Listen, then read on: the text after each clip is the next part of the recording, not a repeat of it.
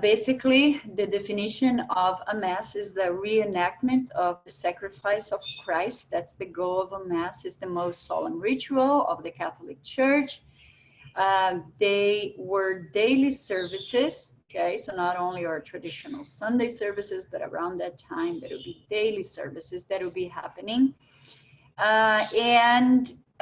There are two sets of texts that are used in the Mass, the ordinary and the proper, okay? Everything's sung in Latin.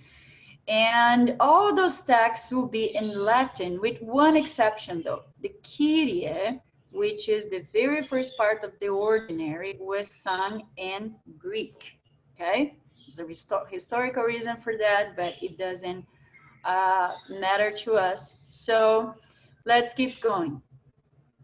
So the ordinary will be a fixed portion of a daily Mass. It's basically what you always hear in a given day, okay? While the proper has variable portions that will be according to the occasion. So if they were celebrating Easter, those texts will be according to Easter. If they will be celebrating Christmas or Feast of the Virgin Mary, this will change. These are the fixed portion or the ordinary. And this is what pertains more, what interests us more, because a lot of composers will set the ordinary of the Mass into music, okay? And this is not only a Renaissance thing, it will happen in the centuries to come. Many composers did that later on in the classical era and romantic era, okay? So let's know some more about these 5 parts of the ordinary set.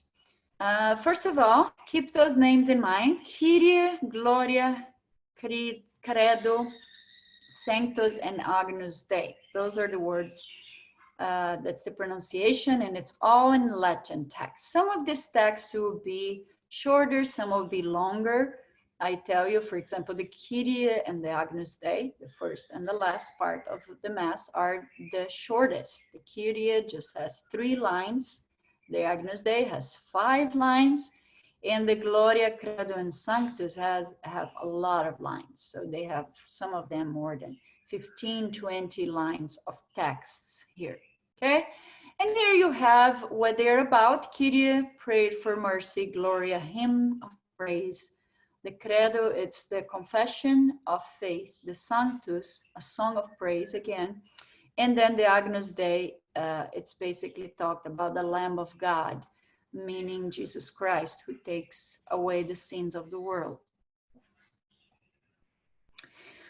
As we move on, I do have to talk about the Protestant Reformation. So what we just saw is what was going on in a Catholic church in the Renaissance.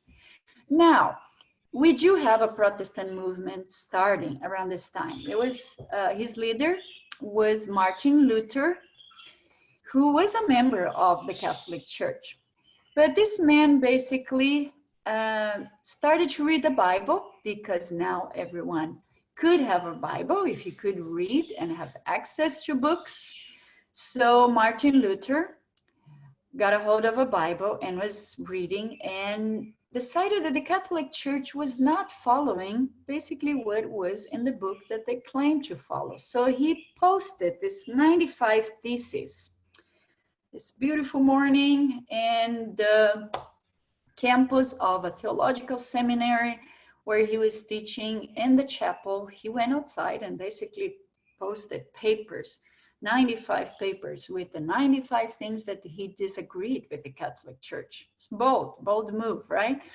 So as a result, Catholic Church wasn't very fond of his ideas or the way he did it, one or the other, but the fact was that he was excommunicated. By then, he had many adepts to his ideas, many people who agreed with him, and he started his own movement.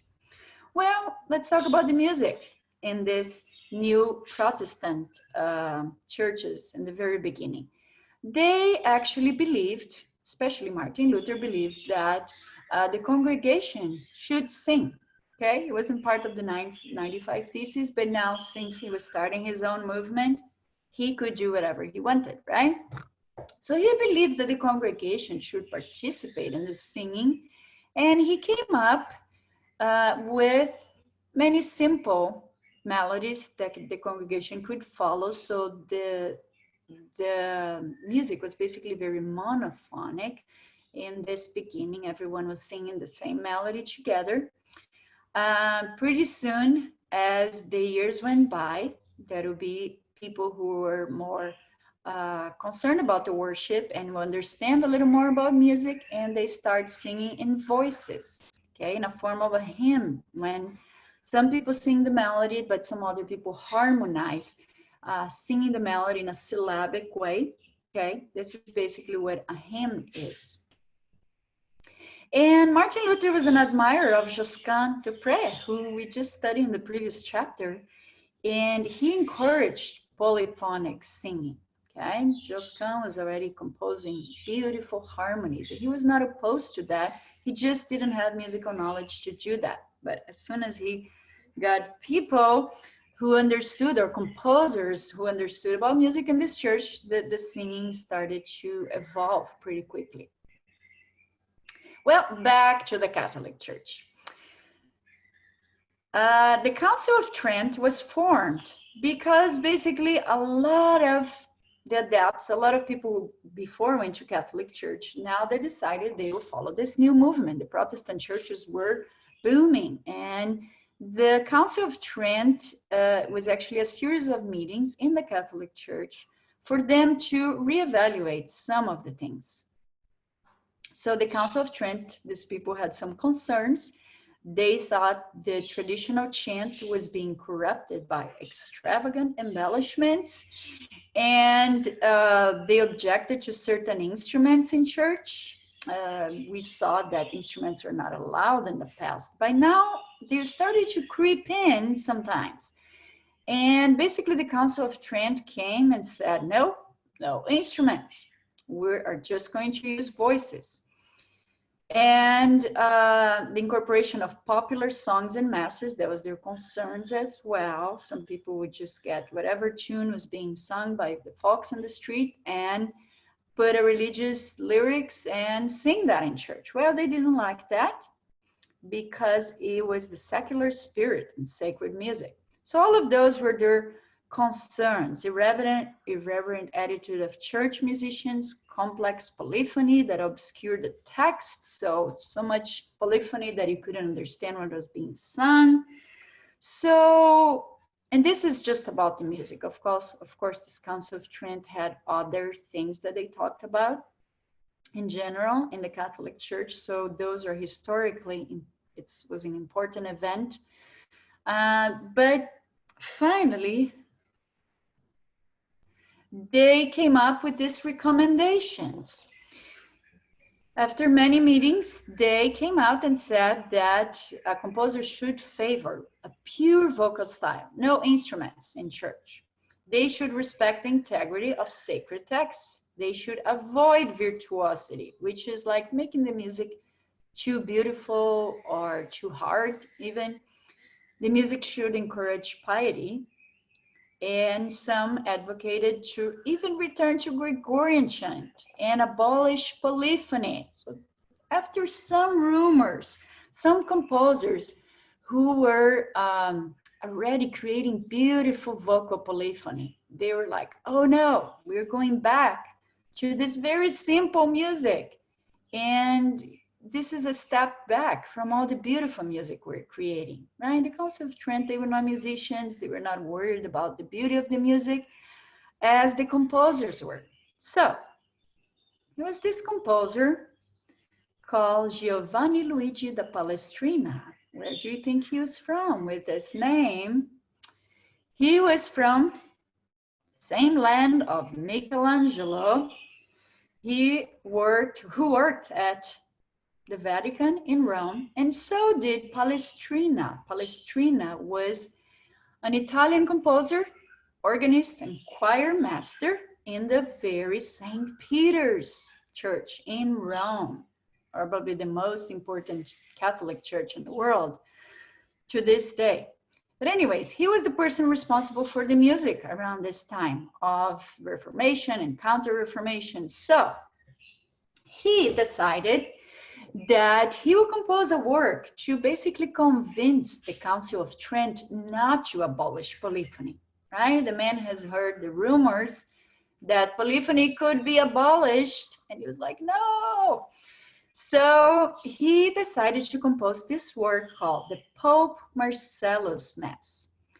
And in this Mass, I want you to go and hear this Mass. We are going to hear in the next exercise. And I want you to see how he actually didn't make the music simpler at all. Instead of 4 voices, he uses 6 voices, okay? And it's very interesting what he did in this particular work, because one would think that if you want to convince the Council of Trent, he will just make the music a little simpler, right?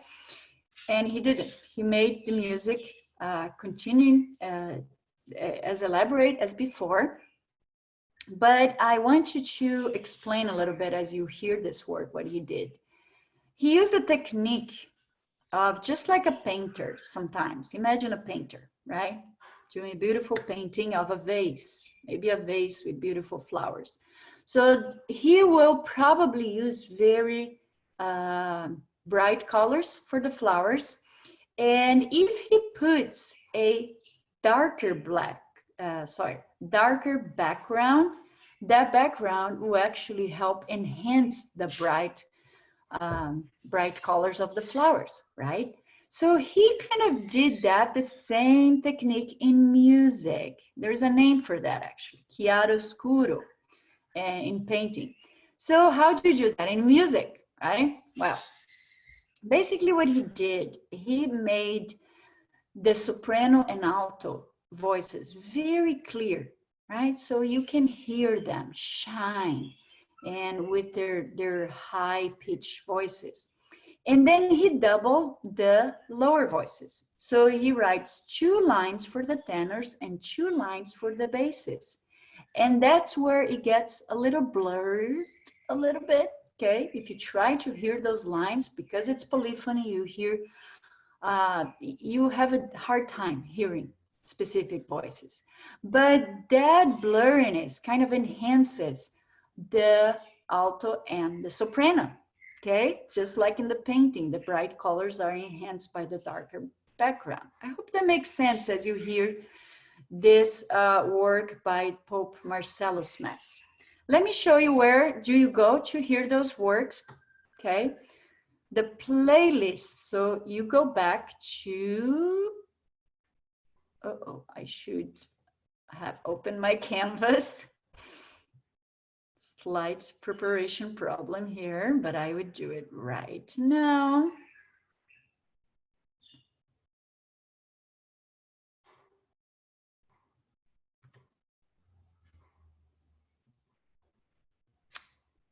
There we are. So scroll down to enjoyment of music resources. Okay, I've shown you this before, but just in case, go to the playlist, open in a new window, and there you'll find works to listen. Okay, and the listening of this particular work we heard, always go with the name of the composer. So it's listening guide 6, Palestrina Missa Papai Marcelli, which is the Pope Marcellus Mass. And listen to this Gloria. You can just listen to the audio, or even better, open the interactive listening guide, and it will give you information and it will give you the translation of what is being sung in Latin, okay? And complete your next assignments. See you soon.